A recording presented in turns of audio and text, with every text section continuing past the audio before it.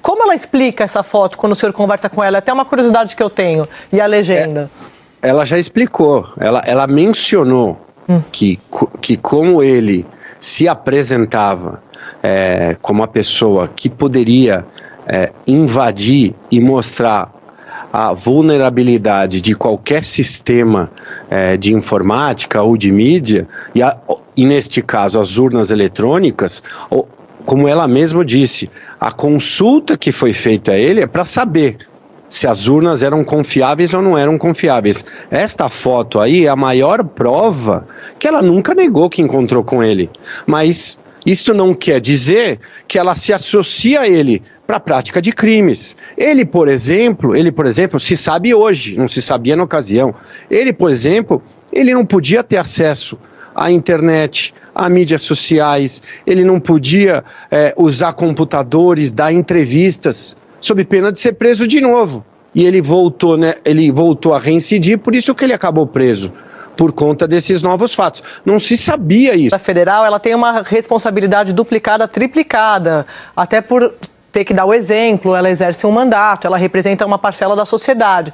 Aí quando o senhor diz que parece infantil acreditar nisso, que ela faria esse tipo de provocação, não tem como manter a nossa coerência como jornalista acreditando nisso, porque a deputada federal postou, joga aqui, Caruso, por favor, ela postou nas redes sociais dela, em agosto do ano passado, uma foto com um hacker com a seguinte legenda: o homem que hackeou 200 autoridades, entre ministros do Executivo e do Judiciário brasileiro. Aí ela está dando aqui o local onde eles se encontraram, em julho, com a mala na mão, né? E aí ela diz: muita gente deve realmente ficar de cabelo em pé depois desse encontro fortuito. Em breve, novidades. Eu não acho, senhor, eu duvido que o senhor ache que isso aqui foi um encontro de novos amigos. Então isso aqui é uma provocação, ela está insinuando com essa legenda. Claro que alguma coisa vai acontecer. Alguma coisa vai acontecer no âmbito dessa legenda que ela falou. Leilane, acho que esse se tornou o principal problema de toda a tropa que está envolvida nessa negociação meio mandrake, né, de joias destinadas pela Arábia Saudita ao Estado brasileiro, né, não poderia ser diferente, inclusive, pelo valor. Porque muito do que foi tratado, a gente sempre disse, né, Leilane, que o bolsonarismo tinha uma marca muito clara, que era a República do WhatsApp, né, onde tudo era resolvido ou despachado por WhatsApp. Essa displicência, digamos assim, na comunicação está mostrando o seu altíssimo custo agora. Veja que na reportagem do Fantástico, Leilane, a gente tem aí essa revelação do Fantástico tendo apurado que houve conversa direta entre Bolsonaro e Cid a respeito das joias. Aqui no Conexão, na quarta-feira, quando saiu essa operação, a gente já tinha levantado essa bola. Por quê? Deixa só eu bater mais um papinho aqui com a Leilane e Vivi. Por quê? Leilane, olha só, na página 67 da decisão que foi tornada pública, a gente trouxe... Daquela da PGR. Não, sem ser a da PM, anterior. a das joias, exato, Tá. Exato, querida. Então, ó, porque a gente destrinchou muito esse trechinho aqui e você vai recordar. Eles estão falando do dia 9 de março, quando já tinha o debate a respeito das joias, tinha estourado a matéria do Estado de São Paulo. E aí, no dia 9 de março de 23, escreve a Polícia Federal: Mauro Cid começa a conversar com Marcelo Câmara. E veja como os fatos se entrelaçam. Câmara é o assessor do Bolsonaro que entra pelas portas dos fundos do Ministério da Defesa com o hacker Walter Delgatti. Então era pau para toda a obra, pau para joia, pau para hacker, pau para tudo. Olha só, eles estão conversando, esses dois auxiliares do Bolsonaro, enviam reportagens a respeito das joias e aí o Mauro Cid diz: vamos falar com o PR. Logo depois ele encaminha uma nova mensagem para o Marcelo: falei com ele. Sobre as joias, a PF.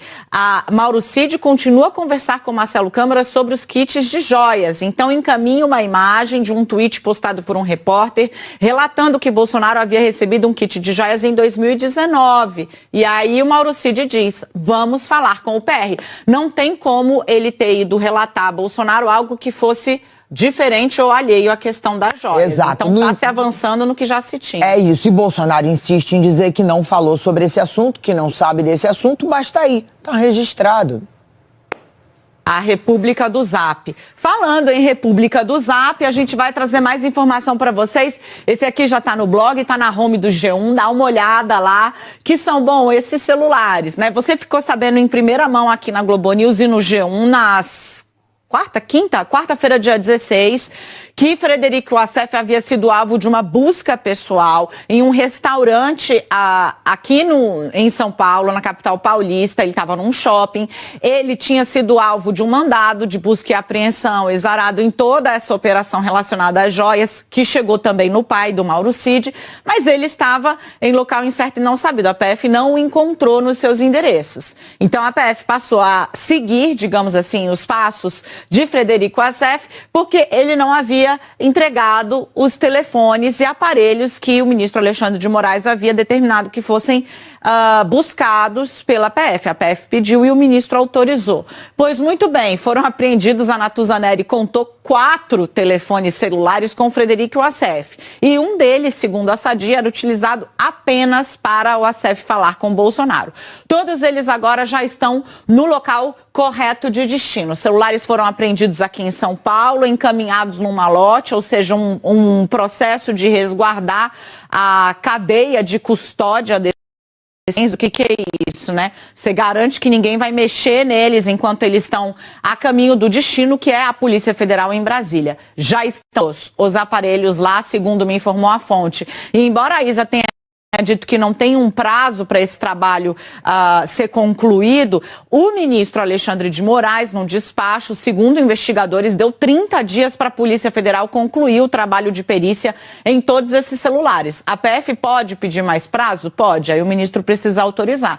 Mas inicialmente são 30 dias para entregar isso. Esse material, ele é considerado tão chave, digamos assim, para fechar o quebra-cabeça. Sabe quando você tem um quebra-cabeça quase todo montado, falta uma pecinha aqui no meio, uma pecinha aqui no canto, etc e tal?